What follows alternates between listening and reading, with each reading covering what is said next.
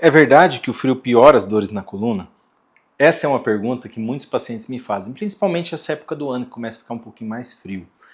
E o que o frio impacta? Muitos pacientes que eu já fiz alguma cirurgia, por exemplo, colocaram pinos na coluna, parafusos de titânio, eles falam, doutor, na hora que vem o frio eu sinto meu parafuso esfriar e me dói muito aqui embaixo. Geralmente esses pacientes eles não têm dor no parafuso, não têm dor na vértebra, a dor é oriunda da musculatura. Então tem a seguinte informação, a nossa musculatura, uma das funções dela é gerar calor.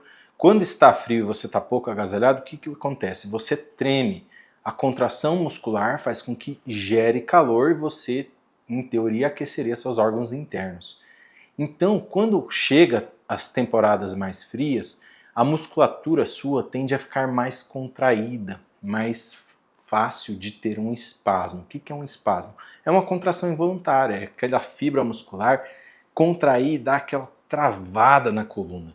Então, os pacientes que já foram operados da coluna, eles sentem um pouco mais, porque aquela musculatura já foi manipulada, tem um grau de atrofia muscular, as fibras musculares que restaram ficam mais reativas, então eles tendem a sofrer um pouquinho mais, mas nessa época fria, principalmente quando estão um pouco agasalhados. E o mesmo vale para aquelas pessoas que já sentem um padrão de dor lombar, miofacial, e quando vem essa época fria, eles tendem a sentir muito mais. Então, o que eu oriento? Usem casacos, se mantenham aquecidos, e isso vai reduzir a chance de você ter uma contração, um espasmo muscular lombar e travar da coluna. Então, nessa época do ano, cuide bem da temperatura corporal. Coluna inflamada é a mesma coisa que hernia de disco? Essa é uma pergunta bem interessante, porque as pessoas sempre chegam e falam, nossa, eu estou com a minha coluna inflamada, eu tenho hernia de disco. É a mesma coisa?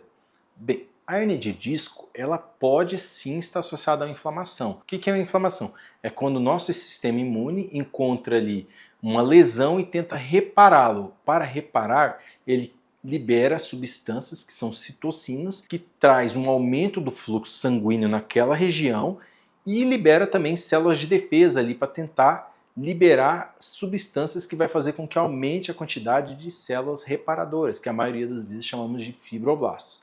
Então, uma das primeiras fases de uma reparação por inflamação é o aumento de fluxo sanguíneo, aumento de células de defesa e liberação de transmissores de dor.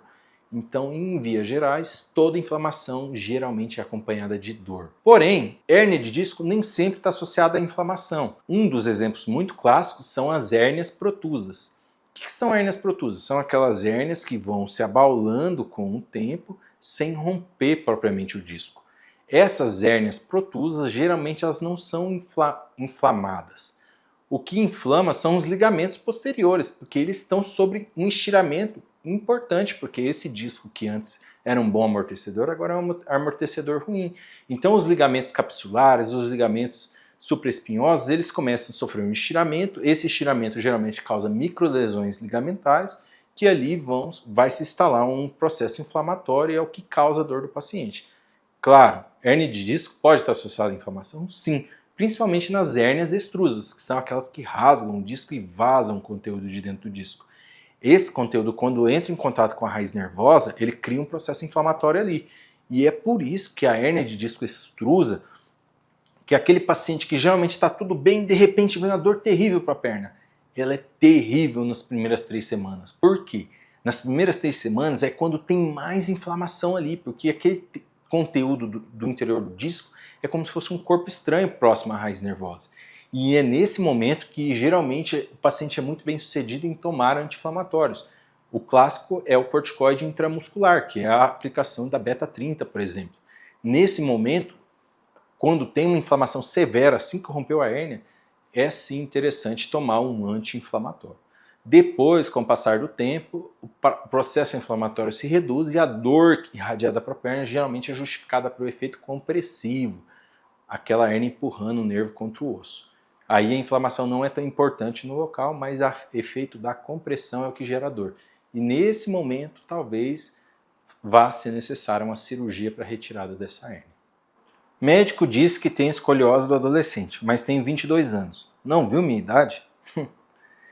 Gente, na verdade, escoliose do adolescente é um termo, é uma classificação. Quando nós estamos na fase de adolescência, iniciando a puberdade, há algo que nós chamamos de estirão de crescimento. É um momento em que o menino ele ganha ali vários centímetros de forma muito rápida. Nesse momento, pode ser que a coluna, ao invés de crescer retinha, ela tome uma tortuosidade lateral que chamamos de escoliose. Nesses casos em que há uma escoliose associada a esse período de crescimento rápido, chamamos de escoliose do adolescente. Por que isso é importante? Porque isso define ser uma escoliose mais fácil de tratar em teoria. Diferente da escoliose da criança, que geralmente é uma escoliose por alguma malformação, algum problema mais grave.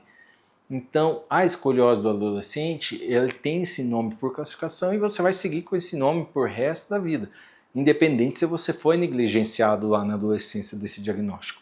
Então, a escoliose do adolescente, mesmo para você que tem 22 anos, é o diagnóstico do tipo de escoliose, não por você estar ou não na idade adolescente.